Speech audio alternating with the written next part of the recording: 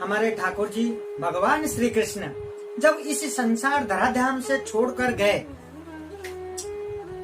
उस समय अर्जुन जो है आग लगाया। भगवान को संस्कार करते समय तो भगवान के पूरा शरीर जला, लेकिन भगवान का हृदय नहीं जला। तब भगवान ने कहा अर्जुन को कि मेरी जो हृदय है ये समुद्र में लेकर के तैरा दो, समुद्र में लेकर के छोड़ दो। तो वो जो हृदय है भगवान के, वो लहरों से आगे तैरते हुए पूरी जगन्नाथ में जाकर के पहुंचा। भगवान के जो हृदय है वो अभी भी पूरी जगन्नाथ के हृदय में है, विराजमान है। और मेरे आपके जैसे हृदय धड़कता है, इसी प्रकार आज भी भगवान जगन्नाथ के हृदय धड़कता है। जब वो हृदय अर्जुन ने समुद्र के अंदर तैरा दिए, वो तैरते हुए पुरी के समुद्र के किनारे पे पहुंचा। तब वहां पुरी मंदिर का जो महाराज है उनको स्वप्न में आया और भगवान जगन्नाथ के लकड़ी में बने हुए जो मूर्ति है वो हृदय ठाकुर जी के उसी में ही लगाया गया।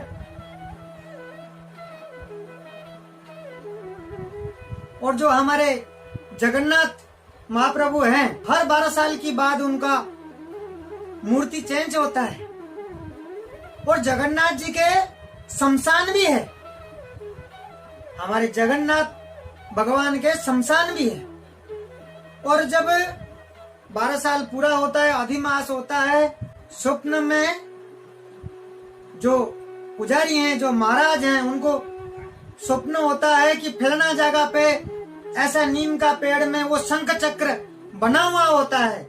ऐसी कोई एरागरा नहीं होता, खुद भगवान आकर के कहते हैं। और इसी प्रकार सूचना होता है और उसी पेड़ को जाकर के सोने की कुल्हाड़ी से काट करके लाया जाता है और वो जगह बताया जाता है, स्वप्न में आता है, सूचना होता है। और उसी प्रकार जाकर के उस नीम को पेड़ को काट के लाते हैं और उसमें शंख चक्र की पूरे चित्र बना हुआ होता है उसी पेड़ में।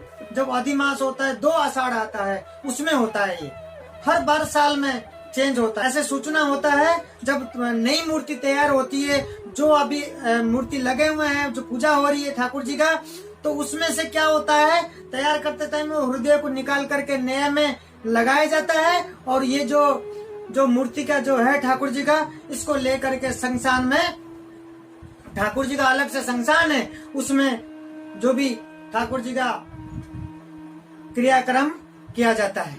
आज भी होता है। भगवान हमारे श्री कृष्ण गए थे इस धराधाम पे, इसी प्रकार वो उनका हृदय जो है वो हमारे भगवान जगन्नाथ के हृदय में है।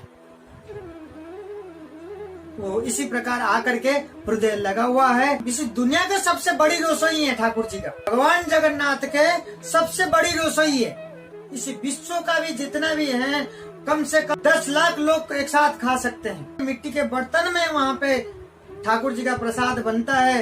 वो जो प्रसाद होती है, उस प्रसाद की महिमा बहुत है, बहुत अनंत है। मिट्टी का बर्तन कम से कम 10 लाख रुपए का रोजाना मिट्टी का बर्तन में बनता है और रोज खत्म होता है। और दूसरे दिन उतना ही मिट्टी का बर्तन, मतलब ये अंदाज में बता रहा हूँ, दूसरे दिन उतना 10 लाख की मिट्टी का बर्तन वहाँ आता है। इतना बड़ी रसोइयां हैं, इतने लोग प्रसाद पाते हैं रोजाना। ये ठाकुर जी का महिमा है।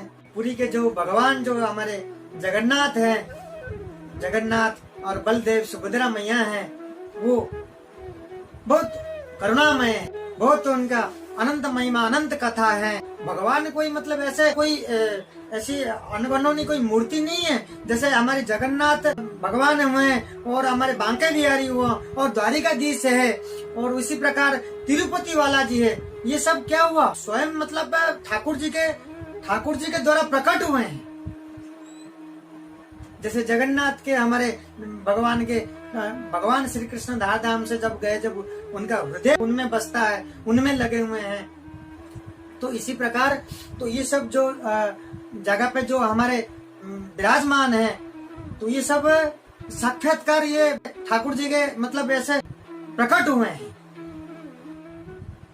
कोई ऐसे मनगढ़ा नहीं, हम मूर्ति बना करके हम लगाए नहीं है। तो इसी प्रकार जो जगन्नाथ महाप्रभु हैं वो आज भी विराजमान हैं, और कोई भी गए होंगे दर्शन करने के लिए तो बड़ा पवित्र स्थान है, बड़ा आनंद आता है उस जगह पे जाकर के ठाकुर जी का दर्शन करके। और कोई नहीं गए और जरूर जाएं उस जगह पे, जगन्नाथ भगवान के दर्शन करके जरूर आएं। बहुत